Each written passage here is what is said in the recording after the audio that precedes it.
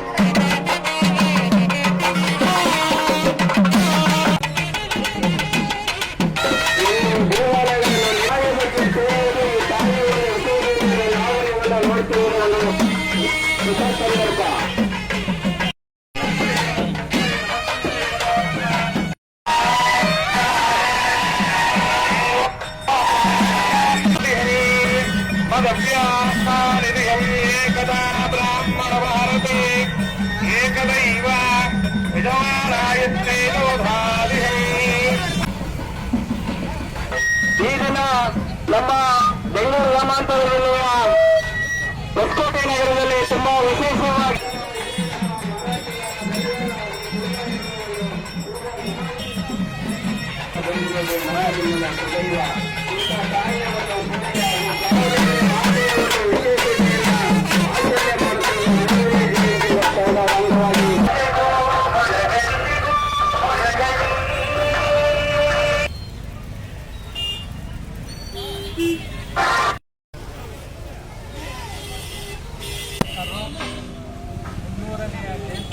ಇವತ್ತು ಹೊಸಕೋಟೆ ತಾಲೂಕಿನಲ್ಲಿ ಅವರು 1725 ಗೆಲ್ಲಿಸಿ ಇವತ್ತು 300ನೇ ಜಯಂತ್ಯೋತ್ಸವ ನಮ್ಮ ಹೊಸಕೋಟೆ ತಾಲೂಕಿನಲ್ಲಿ ಎಲ್ಲ ನಮ್ಮ ಸಮಾಜದ ಮುಖಂಡರು ಕೂಡ ಈ ಹೊಸಕೋಟೆ ತಾಲೂಕಿನ ಮುಖ್ಯ ಬೀದಿಗಳಲ್ಲಿ ಇವತ್ತು ಮೆರವಣಿಗೆ ಮಾಡಿ ಇವತ್ತು ಮಾರಮ್ಮ ದೇವಸ್ಥಾನ ಹತ್ರ ನಾವು ಮತ್ತು ಸಂಗೊಳ್ಳಿ ರಾಯಣ್ಣ ಕನಕದಾಸರ ಮೂರ್ತಿಯಲ್ಲಿ ಪುಟ್ಟಳಿಕೆಯಲ್ಲಿ ನಾವು ಪೂಜೆಗಳನ್ನು ಸಲ್ಲಿಸಿ ಇವತ್ತು ನಮ್ಮ ಸಮಾಜಕ್ಕೆ ಒಳ್ಳೆಯ ಗೌರವ ತಂದಂಥ ಮಹಿಳೆ ಇವತ್ತು ಗಂಡಸರ ಥರ ದುಡ್ದು ನಮ್ಮನ್ನೇ ನಾನು ಇಟ್ಕೊಂಡ್ರಪ್ಪ ನಮ್ಮ ಬಿಟ್ಟು ಸಮಾಜ ಉದಾರ ಮಾಡಿ ಪಕ್ಕ ತಳ್ಬಿಟ್ರೆ ಹೆಂಗೆ ನೀವು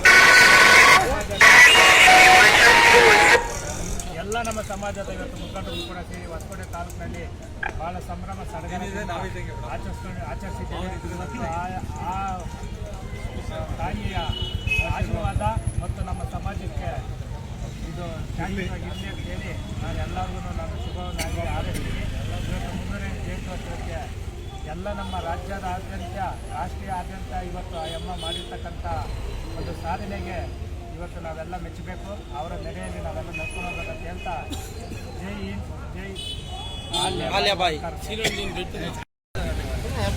ಬಹಳ ಅದ್ಧೂರಿಯಾಗಿ ಮೆರವಣಿಗೆಯನ್ನು ಮಾಡಿ ಇಡೀ ತಾಲೂಕಿನ ಜನ ಈ ಕಾರ್ಯಕ್ರಮದಲ್ಲಿ ಭಾಗವಹಿಸಿ ಈ ಕಾರ್ಯಕ್ರಮವನ್ನು ಯಶಸ್ವಿಗೊಳಿಸಿದ್ದಾರೆ.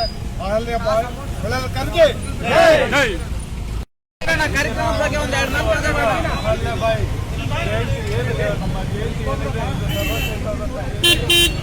ರಾಷ್ಟ್ರ ಅಲ್ಲದೆ ದೇಶ ಖಂಡದಲ್ಲೇ ಈ ತಾಯಿಯ ಒಂದು ರಾಜ್ಯಭಾರ ಮಾಡಿರುವಂಥ ಶಕ್ತಿ ಹೋಳ್ಕರವರಿಗಿದೆ. ಇಡೀ ದೇಶ ಖಂಡದಲ್ಲೇ ಆಳಿದಂಥ ಏಕೈಕ ಮಹಿಳೆ ಇವರು.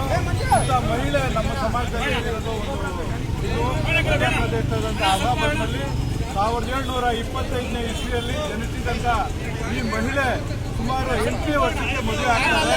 12ನೇ ವರ್ಷಕ್ಕೆ ಅವರು ಗಂಡರು ತೀರೋತಾರೆ. ಆದರೆ ಎದೆ ಗುಂಡೆ ಅವರ ಯಜಮಾನ ಮುಂದೆ ಪ್ರಮಾಣ ಮಾಡ್ತಾರೆ, ಈ ದೇಶ ಉಳಿಸ್ತೀನಿ, ಈ ರಾಜ್ಯ ಉಳಿಸ್ತೀನಿ, ಈ ಸಮಾಜ ಉಳಿಸ್ತೀನಿ ಅಂತ ಪ್ರತಿಜ್ಞೆ ಮಾಡಿ ಅವರು ಏನು ಅಹಲ್ಯಾಬಾಯಿ ಅವರು 12ನೇ ವರ್ಷಕ್ಕೆ ಅವ್ರ ಗಂಡನ ವಿಧಿವಶ ಆದಮೇಲೆ ಇವರು ರಾಜಭಾರ ಮಾಡಿ ಏನು ಔರಂಗಜೇಬ್ ಇದ್ದಂಥ ಔರಂಗಜೇಬ್ ಒಂದ್ ಕಡೆ ಮತ್ತೆ ಈ ಕಡೆ ಬಹುಮನಿ ಸುಲ್ತಾನರು, ಹೈದರಾಬಾದ್ ನಿವಾಜರು, ಇವರು ಸುಮಾರು 48 ವರ್ಷ ಕಾಲ ಏನು ಹಿಂದೂ ಸಂಸ್ಕೃತಿನ ಅಳಿಸಾಕಿ ದೇವಸ್ಥಾನಗಳನ್ನೆಲ್ಲ ಮಠ ಮಸೀದಿ ಎಲ್ಲ ಹೊಡೆದಾಕಿ ಎಲ್ಲ ಕಡೆ ಮಾಡಿ ಅವರೆಲ್ಲ ಕಡೆನೂ ಮಸೀದಿಗಳು ಗುಂಬಜ್ಗಳು ಮಾಡಿಕೊಂಡು ನಮ್ಮ ದೇವಸ್ಥಾನದಲ್ಲಿ ಕಾಶಿ ದೇವಸ್ಥಾನ ಆಗ್ಬೋದು, ಇಂಥ ಅನೇಕ ದೇವಸ್ಥಾನಗಳನ್ನೆಲ್ಲನೂ ಅವರು ಮೇಲೆ ಗುಂಬಜ್ಗಳು ಕಟ್ಕೊಂಡು ಮಸೀದಿಗಳು ಮಾಡೋದು. ಕಾಲಕ್ರಮೇಣ ಈಗೆಲ್ಲ ನೋಡ್ತಾ ಇದ್ದೀವಿ, ಕಾಶಿಯಲ್ಲಿ ದೇವಸ್ಥಾನ ಆಗಿ ಕಾಶಿ ವಿಶ್ವನಾಥ ದೇವಸ್ಥಾನ ಆಗಿದೆ. ಮತ್ತು ಈ ತಾಯಿ ಆದ್ಮೇಲೆ 18 ವರ್ಷ, ಇವರು ಬರೋಕ್ ಮುಂಚೆ 48 ವರ್ಷ ಆದ್ಮೇಲೆ ಈ ತಾಯಿ ಬಂದ್ಮೇಲೆ ಸುಮಾರು ಸನಾತನ ಧರ್ಮ ಹಿಂದೂ ಧರ್ಮ ಏನೇನು ಉಳಿದೈತಂದ್ರೆ ಇವತ್ತು ನೇರವಾದ ಕಾರಣ ಅಹಲ್ಯಾಬಾಯಿ ಹೋಳ್ಕರ್ ಅವರು. ಶಿವಾಜಿ, ರಾಣಾ ಪ್ರತಾಪ್ ಸಿಂಗ್ ಆಗ್ಬೋದು, ಅವ್ರಿಗಿಂತ ಮುಂಚೆಯಿಂದ ಈ ತಾಯಿ ಹೋರಾಟ ಮಾಡಿ 48 ವರ್ಷ ಏನು ದಬ್ಬಾಳಿಕೆ ಮಾಡಿದ್ರು ಹಿಂದೂ ಸಾಮ್ರಾಜ್ಯ ಮೇಲೆ, ಈ ತಾಯಿ ಬಂದು 48 ವರ್ಷ ಮುಗಿದ ಮೇಲೆ ಹಿಂದೂ ಸನಾತನ ಧರ್ಮ ಮಾಡಿ ಈ ದೇಶದಲ್ಲಿ ಇವತ್ತೇನಾರ ನಾವು ಶಿವ ಭಕ್ತರಿದ್ದೀರಿ, ನಮ್ಮ ಸಮಾಜದಲ್ಲಿ ಇದ್ದೀರಿ ಅಂದರೆ ರಾಣಿ ಅಹಲ್ಯಾಬಾಯಿ ಹೋಳ್ಕರ್ ಅವರು. ಇಂಥವರು ವಿದ್ಯಾಭ್ಯಾಸ ಆಗ್ಬೋದು, ಕ್ರಾಂತಿಕಾರಿ ಆಗ್ಬೋದು, ರಾಜಕೀಯ ಆಗ್ಬೋದು, ಇಡೀ ಏಷ್ಯಾ ಖಂಡದಲ್ಲೇ ಇವರು ನಮ್ಮ ರಾಜ್ಯಭಾರ ಮಾಡಿದಂತ ದಿಟ್ಟ ಏಕೈಕ ಮಹಿಳೆ ಕುರುಬ ಸಮಾಜದ ನಮ್ಮ ಸಮಾಜದಲ್ಲಿ ಹುಟ್ಟಿರೋದಂತ ನಮ್ಗೆ ಹೆಮ್ಮೆ ಆಗ್ತದೆ. ಅಂತವರ ಇವತ್ತು ಏನು ಜಯಂತಿ ಪಂಜಿನ ಮಗ ಜ್ಯೋತಿ ಮುಖಾಂತರ ಬಂದಿದೆ 31ನೇ ತಾರೀಕು ಇದೆ. ಅದು 300ನೇ ವರ್ಷದ ಒಂದು ಜಯಂತಿ ಪ್ರಕಾರದ ಇಡೀ ನಮ್ಮ ರಾಜ್ಯದಲ್ಲಿ ಕರ್ನಾಟಕ ರಾಜ್ಯ ದೇಶದಾದ್ಯಂತ ಓಡೋದಿ ಜ್ಯೋತಿ ಪ್ರಯಾಣ ಬರ್ತಾ ಇದೆ. ಅದಕ್ಕೆಲ್ಲ ನಾವು ಇವತ್ತು ಹೊಸಕೋಟೆಯಿಂದ ನಮ್ಮ ಸಮಾಜದಿಂದ ಸ್ವಾಗತ ಕೋರಿ ನಾವು ಇವತ್ತೆಲ್ಲ ನಮ್ಮ ನಾಯಕರು ಅದ್ದೂರಿಯಾಗಿ ಮೆರವಣಿಗೆ ಮಾಡಿ ನಾವು ಇವತ್ತು ಈ ಕಾರ್ಯಕ್ರಮ ಮಾಡಿದ್ದೀರಿ. ಜೈ ಓಲ್ ಅಹಲ್ಯಾಬಾಯಿ ಬಾಯಿ.